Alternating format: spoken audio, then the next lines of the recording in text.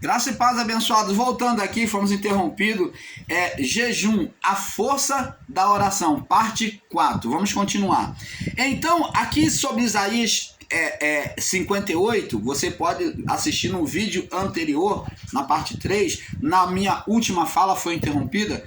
Falávamos sobre Isaías 58. Aqui no verso 6, que diz aqui: porventura não é este o jejum que escolhi, que soltes a ligadura da impiedade, que deixe o homem o seu ato ímpio de maldade, de pecado, e que faças as ataduras, e que desfaça, que tire as ataduras do jugo, e que deixes livre os oprimidos, o seu próximo, e despedace todo o jugo do seu próximo. Então Deus está aqui interligando que o jejum e a oração estão junto. Além do jejum e a oração estar junto, existia um ato que confirmava o jejum perfeito, que era o amor ao próximo, se preocupar com o seu próximo.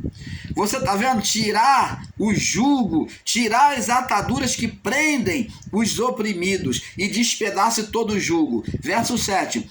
Porventura não é também que repartas o teu pão com o faminto e recolhas em casa os pobres abandonados?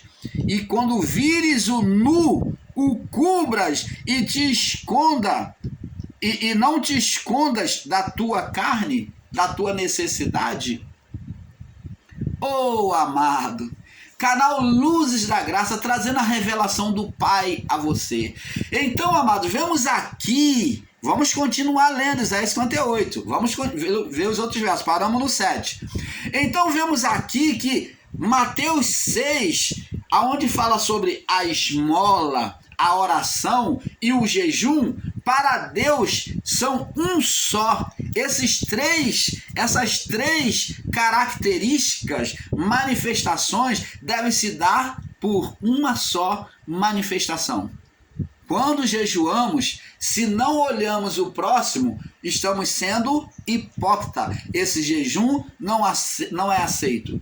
Não adianta jejuar com mágoa, com ressentimento do seu próximo.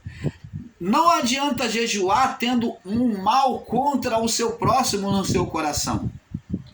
Jesus disse: quando fores oferecer a tua oferta, se alguém tem algo contra ti, vai antes, deixa ali a tua oferta, vai reconcilia-te com o teu adversário, com o teu próximo, que tem algo contra ti, e depois então tu vem e ofereça a tua oferta para que seja aceita. Não adianta fazer jejum falando mal dos outros. Não adianta fazer oração falando mal dos outros. Não adianta, essas orações não vão ter efeito. Esses jejuns não vão ter efeito se não tem paz com o próximo. Você está entendendo, amado? Está tudo interligado. O jejum perfeito tem comunhão com o próximo, tem oração. Aí sim o jejum será perfeito. Agora, quando a pessoa compartilha este amor, demonstra este amor com o próximo, tem a paz com Deus, diz aqui, no verso 7, porventura também não é que reparta, fala de humanidade, né? Fala de misericórdia ao próximo, que reparta o teu pão com o faminto, que recolha em casa os pobres abandonados, hospitalidade, misericórdia, que recolha em casas os pobres abandonados, e quando vires nu, o cubras e não te escondas da tua carne. Jesus disse: tive fome e não me deste de comer, tive sede e não me deste de beber, fui estrangeiro e tu não me abrigaste, estive preso na prisão e tu não me visitaste. E o discípulo falou: Senhor, quando é que tivemos tudo isso que o Senhor falou? Aí ele disse: quando fizerdes a um deles, a mim fazeis. Você está vendo que o próximo é a prova do verdadeiro amor a Deus. Tanto que os mandamentos divinos, agora pelo olhar da luz da graça, se resumem em 2: amar a Deus e amar o próximo como a ti mesmo. Quando cumprimos esses 2 mandamentos, cumprimos todo o mandamento. Quando colocamos a Deus em primeiro lugar, buscai em primeiro lugar o reino de Deus e a sua justiça. O que é a justiça de Deus? É amor ao próximo. Na justiça de Deus está o amor ao próximo. Buscar em primeiro lugar o reino de Deus e a sua justiça e buscar em primeiro lugar o reino de Deus e a sua justiça, e todas as coisas vos serão acrescentadas. Na justiça de Deus está o amor ao próximo. Quando cumprimos o amor a Deus, colocando Deus em primeiro lugar e amando o próximo, estamos obedecendo todos os mandamentos mosaicos. Cumprindo todos os mandamentos mosaicos. Jesus não retirou os mandamentos mosaicos. Ele resumiu esse mandamento, agora pela a lei do Espírito, ele resumiu em 2: amor a Deus e amor ao próximo. Aos irmãozinhos que ensinam que Deus retirou a lei de Moisés, tá aqui. Ele não retirou, ele resumiu. Ele diz: eu não vim abrogar, eu não vim retirar, mas eu vim cumprir. Jesus não tirou a lei. A lei, amados, aos ensinadores, meus irmãos, aprendam aqui com um burro que vocês consideram. Aprendam aqui com com um herético que vocês talvez me consideram. A lei só foi usada pelo ser Satanás. É aí que vocês não compreendem que a lei, ela não acusava. Quem acusava era o ser espiritual que usava a lei para condenar o homem, de Adão até o juízo. A palavra de Deus diz que a lei do Senhor é perfeita e restaura a alma. O mandamento do Senhor é límpido e dá sabedoria. Ele é límpido, não tem sujeira, não tem condenação. Ele é límpido e dá sabedoria aos simples, aos humildes. Eles são mais desejáveis do que o ouro depurado. São mais doces do que o mel e o destilar dos favos.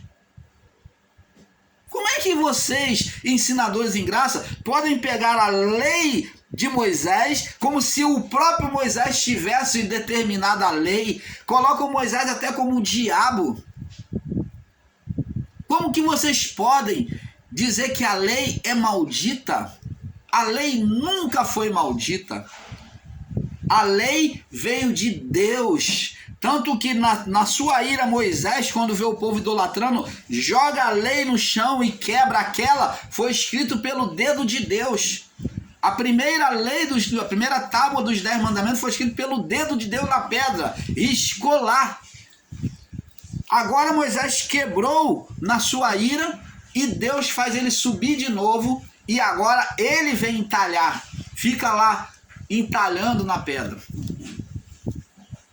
Então, abençoados, temos que entender que a lei, ela sempre foi boa, só que trazia condenação para o homem que não vivia sobre ela. E o ser espiritual, Satanás, é que condenava, passou a usar a lei com legalidade sobre a natureza da carne para condenar o homem, para reprovar. Vê que ele lá vem buscar um meio de condenação em Jó. É esse entendimento, amado, a palavra está tão nítida aí, é esse entendimento que temos que ter da palavra. Então, a lei nunca foi maldita. E diz aqui no verso 8, para aqueles que observam a Deus, né, que se aproxima de Deus com jejum, com jejum aonde ele ora, ele ama o próximo, ele ora e estão em jejum diante de Deus. Quando eles cumprem isso perfeitamente, olha o que diz no verso 8. Então romperá, Isaías 58, 8 agora. Então romperá a tua luz como a alva, e a tua cura apressadamente brotará. Cura de quê? Cura de todo o mal que estiver atingindo a vida da pessoa. A luz de Deus vai brilhar sobre aquele que ama o próximo, vive uma vida de oração, entra em oração diante de Deus com jejum. A luz de Deus vai ser manifesta. Então, aquele jejum terá um efeito sobrenatural, curando, reparando todos os lados da vida da pessoa que estão doentes, que estão infrutíferos. Lembra que Jesus disse para a mulher samaritana: aquele que beber da água que eu lhe der, no seu interior, de dentro do espírito, jorrará uma fonte de rios,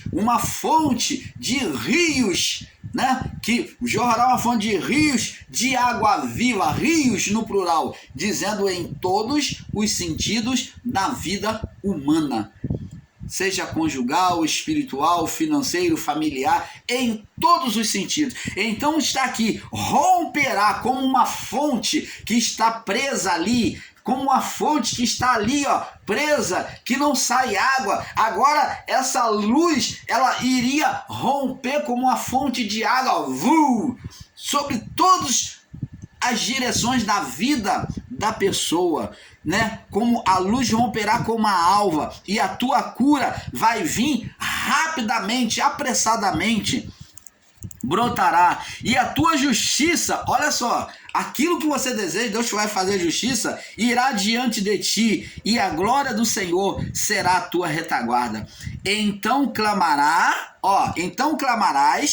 e o Senhor te responderá no seu jejum. Gritarás na tua oração, e ele te dirá, quando você falar com ele na tua oração, ele te dirá: eis-me aqui. Se tirardes do meio de ti o jugo, a escravidão, né, que coloca sobre teu irmão, o jugo e o estender do dedo acusador, e o estender do dedo e o falar iniquamente contra o teu irmão. Então quem entra em jejum não pode ter um espírito crítico em relação ao seu irmão, julgador contra o seu irmão, acusador, não deve estar esporeando o seu irmão, tomando vantagem contra o seu irmão, né? Explorando as pessoas. O explorador, ainda que faça jejum, diz a palavra que Deus não ouvirá ele. Aquele que é acusador, que estende o dedo para acusar alguém, Deus não ouvirá, ainda que ele faça jejum, porque ele é condenador. Ele manifesta nisso tudo a imagem do ser espiritual Satanás, que era acusador, que colocava o jugo nas pessoas e que falava iniquamente, como Satanás falou de Jó, fez uma falsa acusação. Deus falou para ele: você me fez, né, me fez intentar o mal, né, levantar o mal contra o meu servo Jó, mas ele se procede justamente. Foi o que Satanás fez, acusou iniquamente. E o verso 10 diz assim, olha que maravilha de palavra, irmãos. Está aqui a revelação do Pai. E se abrires a tua alma ao faminto, tiver amor, misericórdia ao seu próximo, e fartares a alma aflita, então a tua luz nascerá nas trevas. Oh, que maravilha do Pai!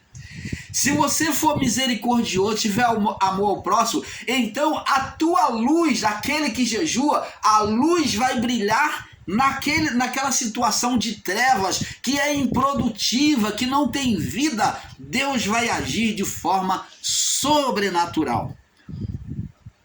E a escuridão será como meio-dia, a escuridão será na parte da luz mais alta do sol, na parte mais alta do sol, onde a luz brilha sobre todos os lugares, que é o centro, quando o sol está no centro, que é o meio-dia. E o Senhor te guiará continuamente, ele vai tomar a tua direção e fará a tua alma e fartará a tua alma em lugares secos, áridos, e fortificará os teus ossos, e serás como um jardim regado, como um manancial em cujas águas nunca falha. Olha, aquela árvore que era improdutiva, aquele tronco que foi cortado, né? Como diz, ao cheiro das águas, né? Esse tronco que foi cortado agora vem brotar, né? Vem brotar. Então ele vem brotar. Ele vem frutificar. Está escrito no livro de Eclesiastes, capítulo 4. Vamos ler aqui. Marca aí em Isaías 58, no verso 11. Vamos agora no livro de Eclesiastes aqui, só confirmar essa palavra. Da onde a árvore vem brotar. A árvore morta vem brotar ao cheiro das águas. Eclesiastes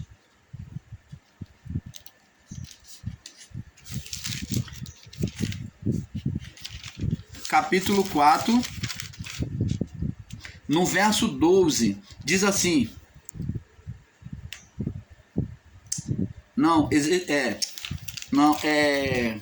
acho que está no livro de Salmos, né?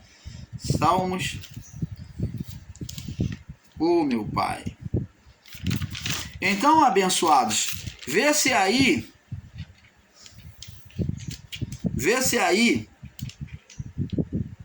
a palavra diz que ao cheiro das águas, o tronco que foi cortado iria brotar. Então aqui no livro de Eclesiastes, capítulo 4, diz aqui, ó, se alguém prevalecer, é um fato aonde o irmão Paulo vai estar aqui trazendo uma compreensão, uma revelação para vocês, de que é necessário essas três coisas, como nós vimos no Mateus capítulo 6. A oração, quer dizer, primeiramente, o amor ao próximo, a oração e o jejum. Andam três juntos. Os três andam juntos. E aqui no livro de Isaías 58, confirma que os três têm que ser exercitados juntos.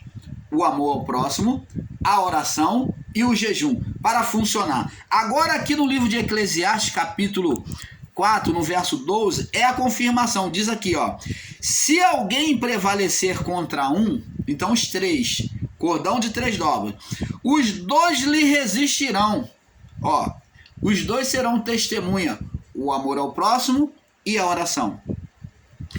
E o cordão de 3 dobras não se quebra tão depressa. Então, o amor ao próximo, a oração e o jejum, biblicamente falando, é o cordão de 3 dobras para o mal não ter acusação, as forças das trevas não ter acusação de impedir a oração do cristão, daquele que ora.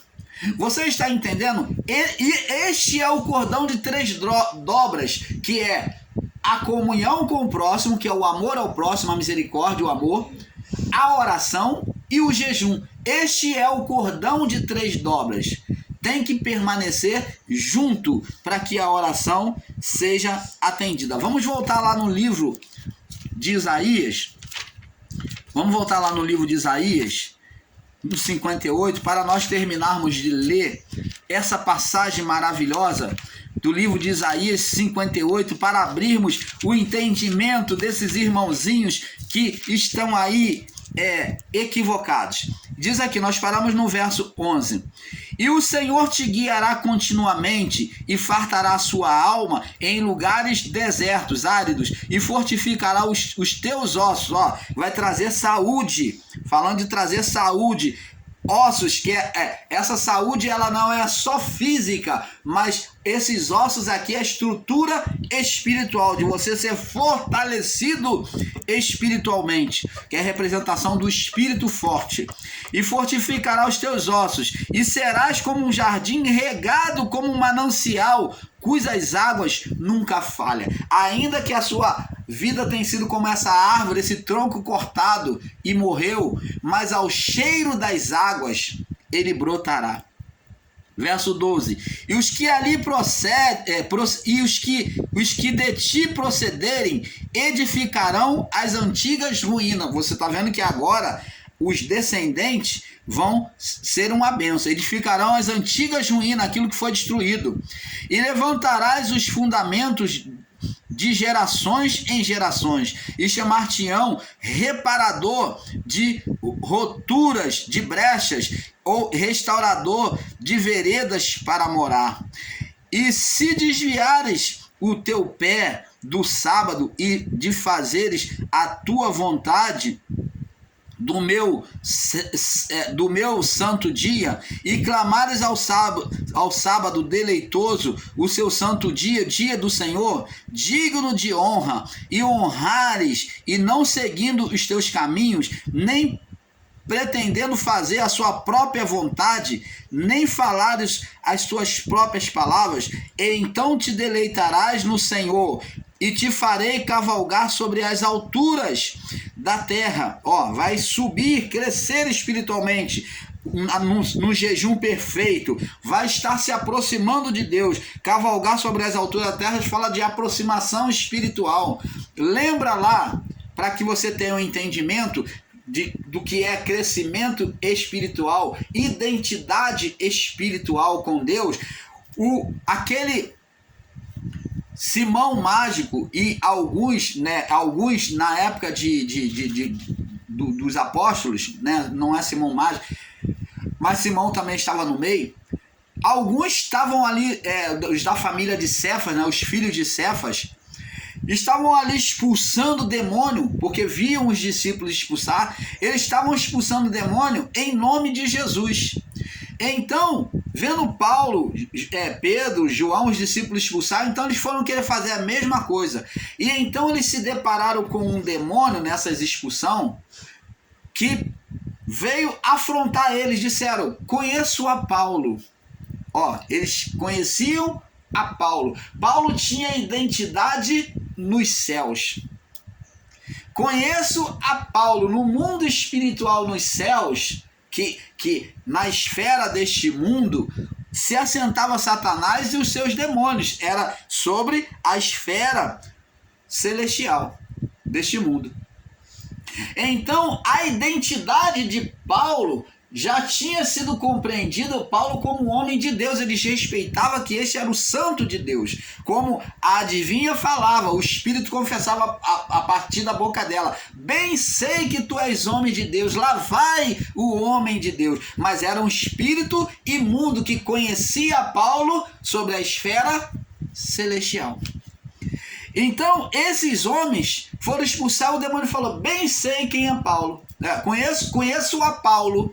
Conheço a Paulo. Paulo tem identidade, autoridade espiritual no céu, diante de nós. E bem sei muito bem quem é Jesus Cristo, o Filho de Deus. Identidade espiritual. Subiu o nome dessas pessoas, a imagem dessas pessoas subiu nos céus, nas alturas.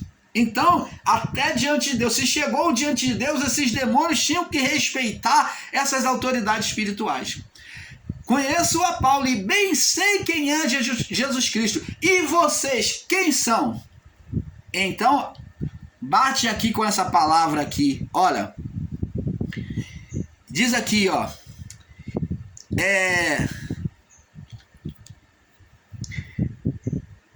então deleitarás no Senhor, terás deleite no Senhor, vai estar diante do Senhor, e te farei cavalgar sobre as alturas, vai ter identidade nos céus, e te sustentarei com a herança de teu pai, Jacó, porque a boca do Senhor o disse. Você está entendendo, amado? Identidade espiritual.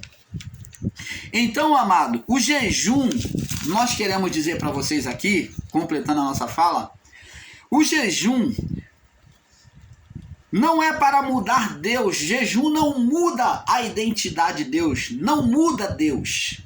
O jejum não é para mudar Deus, mas ele muda a nossa identidade, de uma identidade má, carnal, egoísta, para uma identidade espiritual santa, boa e misericordiosa para com o próximo. Ele é para fortalecer, ele fortalece o espírito, é para a nossa parte de dentro, interior, para o homem interior. E ele traz a sensibilidade, quer dizer, a comunhão, ele faz com que o nosso espírito, a nossa natureza deixa de ser carnal, então logo ela vai se tornar mais sensível em ouvir a voz de Deus. Em ouvir a voz de Deus.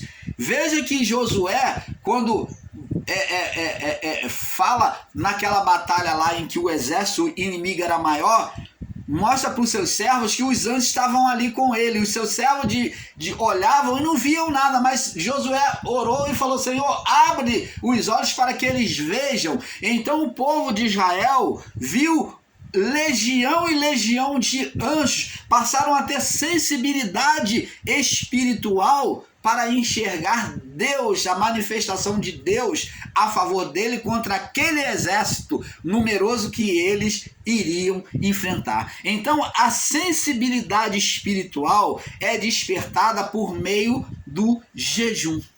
Mas quando esse jejum é feito da maneira correta, aonde existe o amor ao próximo, não existe nenhum sentimento maligno em relação ao seu próximo. Quando existe a misericórdia, o amor ao próximo, existe uma oração sincera, então esse jejum nos dará aproximação de Deus, sensibilidade espiritual, percepção espiritual. Ele abre as faculdades espirituais, né? Nós vemos e sentimos aquilo que outras pessoas carnais não podem ver e sentir. O jejum é a crucificação da carne e o fortalecimento do espírito. O jejum é a crucificação, é você como Cristo crucificar a sua vontade carnal. E existe irmãos aí que diz como um velhinho que não, jejum é coisa da lei, jejum é maldição da lei, então se você jejua, então é fermento. Mas a palavra diz que é crucificação da carne, é fazer a carne se abnegar, é trazer a carne cativa, dominada pelo espírito, e não o contrário, aonde a carne domina o espírito, prevalece sobre a alma o desejo da carne. Não, isso não pode acontecer.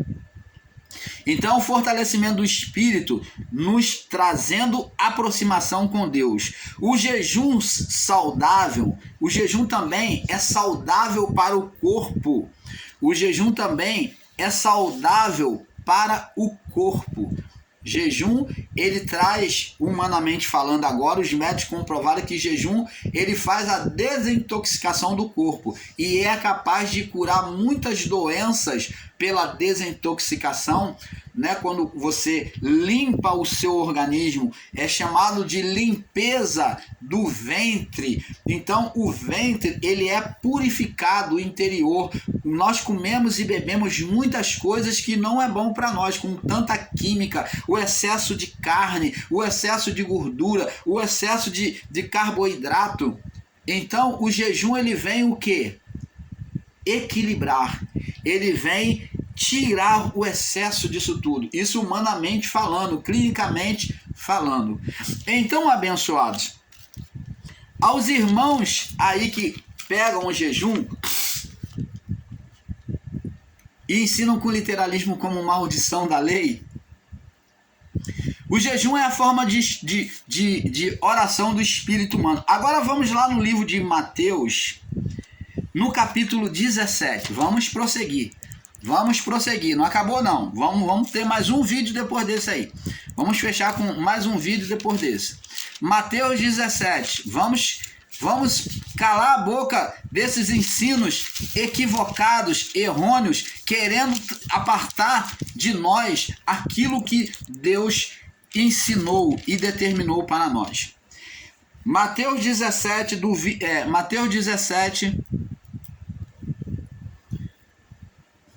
Mateus 17.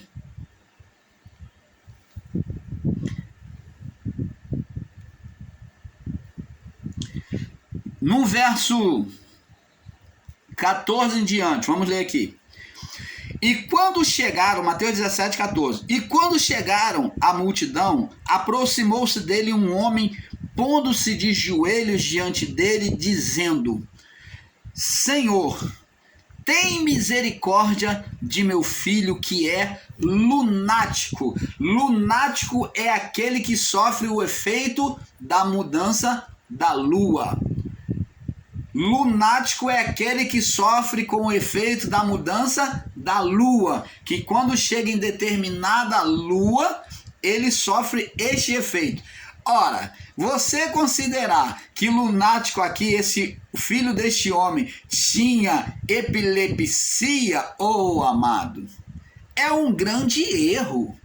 É um grande equívoco, não vê que é uma manifestação espiritual aonde pela mudança da lua as forças espirituais agiam sobre a vida desse jovem, a qual o pai veio interceder. Tem misericórdia de mim porque meu filho é lunático e ele sofre muito, porque muitas das vezes cai no fogo, na mudança da lua, que os espíritos agiam e até agem hoje pela manifestação dos astros, né? Porque eles foram gerados pelos ensinos dos anjos na astrologia, feitiçaria, foram gerados nisso. Então esses espíritos foram gerados nisso, eles agiam sobre a vida desse jovem pela mudança da lua. E muitas vezes cai no fogo, ele jogava eles no fogo, esses espíritos, e muitas vezes jogava na água, né? Domínio sobre o fogo e sobre a água. E trouxe os teus discípulos e não puderam curá-lo. Olha que esta cena aqui se acontece no período de evangelização, onde os discípulos, Jesus concede poder aos discípulos, eles curam várias pessoas. E então no regresso deles para onde Jesus estava, então no meio do caminho eles vêm discutindo qual deles seria o maior no reino dos céus. Exaltado por aquele poder de curar, de libertar as pessoas, então um se considera maior que o outro no reino dos céus. Então trouxe aos seus discípulos, não puderam curá-lo. Vamos entender. E respondendo Jesus disse: geração incrédula, incredulidade, não poder expulsar demônio, não acreditar em expulsão de demônio, não poder expulsar demônio, é um ato de incredulidade. Então, os irmãozinhos aí em graça que vão contra, que não aceitam, não acreditam, você está sendo incrédulo. Se você